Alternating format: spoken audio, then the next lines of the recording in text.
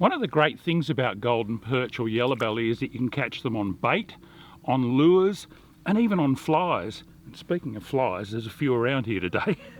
But today, look, I'm keeping it nice and simple. I'm going to chase them on bait. And the outfit I'm using is a single-handed spin rod. It's about 2 meters long, nice light tip.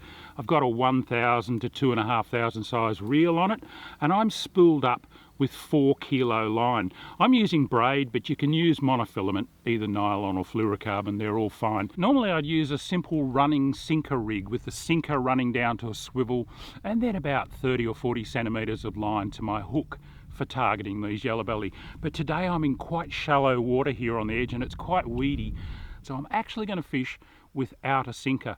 All I've done is tie a 1/0 inline circle hook to the end of my leader, and I'm going to load that up with some earthworms and flick them out here. That doesn't provide me with much casting weight, but I don't need to cast very far either. Now the reason I've chosen this inline circle hook is that these hooks are particularly kind to the fish. They nearly always hook them in the corner of the jaw, and that's really important if we're going to choose to let some of the fish that we catch go. I just lightly pin a couple of these squirming worms on my circle hook, leaving plenty of dangling ends to attract a hungry fish. It's really important not to clog your hook up with too much bait, especially using these circle hooks. A short cast is all it takes, not too much oomph, because you don't want the worms to fly off your hook. Let the baited rig sink to the bottom, engage the reel, pick up most of the slack, and wait. Now I reckon I just had a bit of a nibble, but the most important thing with these circle hooks is not to strike. Just let the fish move away with the bait. Okay, the line's tightening up now. Just let the weight come on and load up. And I've got him. Just take your time.